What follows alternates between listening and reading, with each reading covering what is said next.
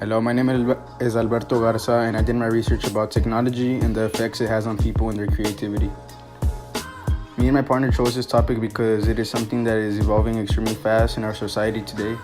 I believe that it has helped improve people's knowledge rather than hurt them.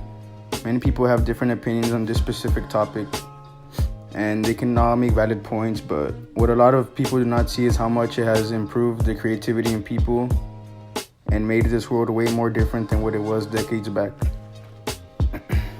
No one 25 to 30 years ago would have ever imagined us having electric or self-driving cars, touchscreen phones, or computers, or even laptops.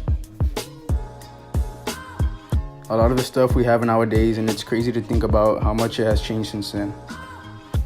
A lot of people believe that technology is killing the creativity of children due to them being on the phone and what some people say is addicted. There's little kids everywhere, like at restaurants or even at school, that are just stuck on the phone. But a lot of those kids learn a lot of stuff and the videos that they see. I actually believe that it is helping the creativity in the young children because they can see things on the internet, for example, educational videos, like maybe learning the ABCs or counting numbers or adding or subtracting, especially those kids who are not yet old enough to start school. In our research, we talked about how there's people out there that believe with the use of technology along the years, In our research, we talked about pretty much how there's people out there that believe that with the use of technology along the years, people are starting to create their own inventions and innovate different things, and as a technological society grows. A problem we encountered in our research is that a lot of the sources talk about how the effects of children in elementary school, how the technology affects the people that are in elementary school or middle school, but it does not mention how it affects children who are not yet old enough to begin school. And something that our secondary sources talk about, one of our sources states the situation is that there are very few ways that someone can express their creativity very publicly, and the claim is technology can improve their creativity and allow them to share their work worldwide. The research that was inside of this source, which is a source one, was they used a person's research and gave them more technology to improve the evidence they gathered and to also able to share it with others. And the audience in this source was being talked in about in the article was mainly university professors and maybe even parents. And our second source talks about, or like the situation talks about how technology is not being used to its full potential, and so we haven't used it to give us an advantage, I guess you could say, to things. And they claim that technology is a great way to express your creativity in a more detailed way. And the audience on this one would be college professors or even high school teachers. And our third source talks about how the situation is creativity is becoming a big thing in our society, and people are trying to show how they can bring the creativity to the education world. And they make one claim that teachers should be more creative with the use of technology in classrooms to make it more complex, I guess, for students, and so that they themselves were further challenged and have some individual creativity of their own. And the research that they did, what they discovered that with the digital technologies, content or knowledge can be created, shared, or discovered more easily. And the audience in this one seems to be teachers or professors because they can get ideas on different ways to teach with the use of technology, and also how beneficial digital technologies is. And our last source, one of the situations that there was is the world is evolving more and more each day, and it is more important that children are successful in school so that they can later be more creative and use their knowledge to their best. And they say they want students to be more creative and better problem solvers to help them in the future. And the research, they believe that it is best to do research on children at the age of 6 and 7 because that is when children start to be more creative and start to slowly become, I guess, more future problem solvers. And the audience seems to be parents and even teachers around the world to help them teach their children in different ways with the use of technology to later become more creative and more problem solving. And that's pretty much what our secondary sources talk about. But as I mentioned before, they didn't mention how technology can affect the brains and mind of children who have not begun school yet. And I believe that this is like a major age, I guess you could say, that children are affected by the technology, because I mean, growing up, that's all they have. Not like back then where they didn't have anything, they would just go outside and play. But now they have technology, and we want to see how it affects our children and the people that we're doing an experiment on. Thank you. Hello, my name is Alberto Garcia Jr. For the research, we decided to conduct an experiment. In this experiment, we had to show how technology really does improve creativity in young children who aren't even in school yet. The experiment we decided to conduct ended up having our very own family members who are in between the ages of 3 to 5. This experiment wasn't in any way harmful or aggressive to them.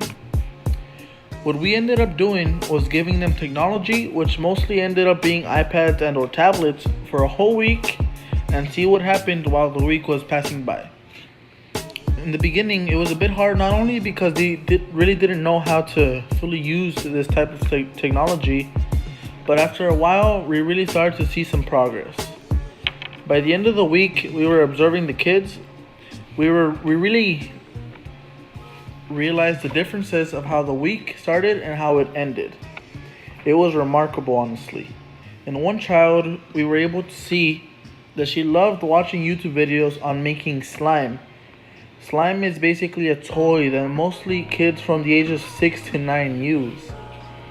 So, after the week happened, we saw that the child was able to make her own slime almost by herself. And when I say almost, that's because we had to be careful to see that she didn't try to eat anything that could be dangerous to her or anything like that. So after just 1 week of giving a child who still hasn't even gone to school technology, we were able to observe how she was now able to make a toy, which is a very chemically complicated thing to do, in my opinion, at least. That was just an amazing thing to witness on just our very first part of the experiment.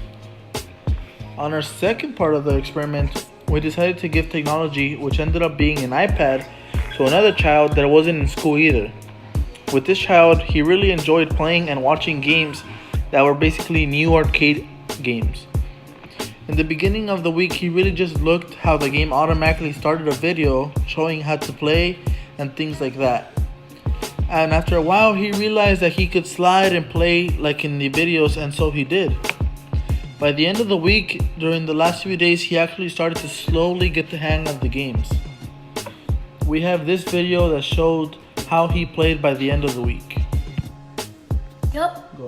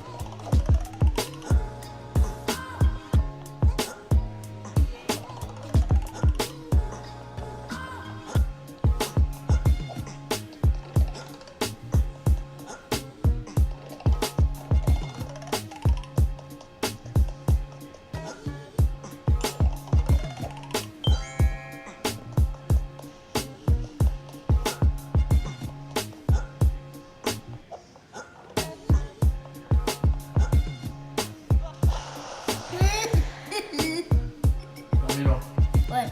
how old are you? How How old are you? No, how old are you? Good. How old are you? 5. That's okay. Ah! We also have this video.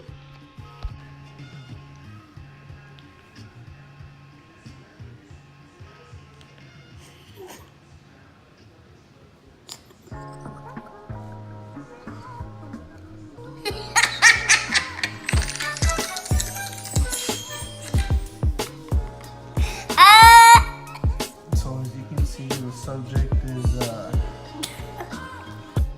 not taking this. Think it. Do. Good.